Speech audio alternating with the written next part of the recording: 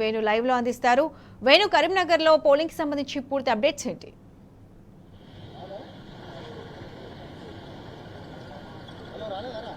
ప్రత్యూష, ఇప్పటికే ఏర్పాట్లన్నీ పూర్తయ్యాయి. రేపే ఎన్నికల నేపథ్యంలో ఇప్పటికే ఈవీఎంలో తీసుకొని ఎవరికి కేటాయించిన స్థానాల్లో వాళ్లకు వెళ్లిపోయినటువంటి పరిస్థితి ఉంది.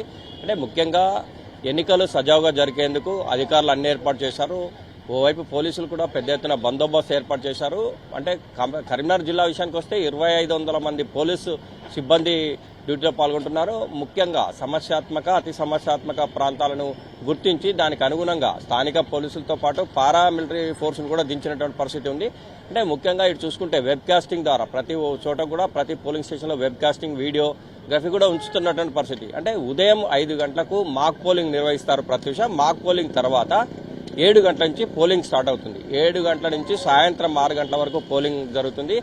అంటే కొన్ని మావోయిస్టు ప్రాంతాల్లో మాత్రం పోలింగ్ సంబంధించి చూసుకుంటే 4 గంటల వరకే పోలింగ్ సమాప్తం అవుతుంది. ఆ లోపు మాత్రమే తప్పనిసరిగా ఓటింగ్ నిర్వహించాల్సి ఉంటుంది, ఓట్లు వేయాల్సిన అవసరం ఉంటుంది.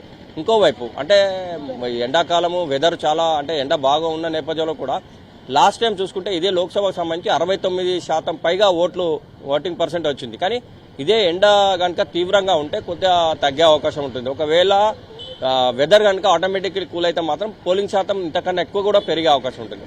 అంటే ఇదొక ఎత్తు అయితే, మరోవైపు సాయంత్రం 6 గంటల వరకు ఓటింగ్ చేసుకోవచ్చు. ఒకవేళ 6 గంటల తర్వాత కూడా ఎవరైనా క్యూ లైన్లో ఉంటే వారు పూర్తిగా అంటే మొత్తం పూర్తయ్యే వరకు కూడా ఓటేసుకునే అవకాశం కల్పించినట్టు. ఇందులో ఓటేయడానికి 12 ఐడి కార్డ్స్ ఇచ్చారు. ఈ 12 ఐడి కార్డులలో ఏ తీసుకొచ్చినా కూడా ఓటు నమోదు చేసుకోవచ్చు. ముఖ్యంగా వృద్ధులు, వికలాంగుల కోసం ట్రై సైకిల్ ఏర్పాటు చేశారు. వారికి అంటే వారి ఇంటి నుంచి కూడా తీసుకొచ్చేందుకు అంటే ఎలక్షన్ కమిషన్ ద్వారానే ఉన్నటువంటి ఆటో సౌకర్యం కూడా కల్పించిన నేపథ్యం.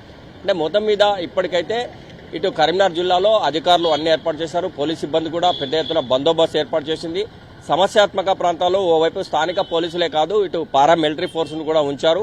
ఎటువంటి చిన్న సంఘటన జరిగినా కూడా ఇమ్మీడియట్లీ సమాచారం అందించేందుకు కూడా పెద్ద ఎత్తున పోలీస్ సిబ్బంది ఉన్నటువంటి నేపథ్యం ఒక ఎత్తు అయితే, మరోవైపు ప్రతి ఒక్కరు కూడా తమ ఓటు హక్కును వినియోగించుకోవాలని చెప్పి ఇప్పటికే చెప్పిన నేపథ్యం మనకు కనిపిస్తుంది.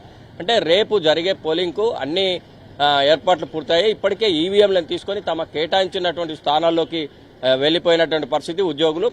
ఇప్పుడు అంటే ఈ రోజు రాత్రి నుంచే కాదు, నిన్న నుంచి కూడా 144 సెక్షన్ అమల్లో ఉంది. మద్యము ఎట్టి పరిస్థితులు అమ్మొద్దు. మరోవైపు 144 అమల్లో ఉంది కనుక 5 కంటే ఎక్కువ తిరిగితే మాత్రం తప్పకుండా వారి మీద కఠిన చర్యలు తీసుకుంటామని చెప్పి ఇప్పటికే పోలీసు చెప్పిన నేపథ్యం.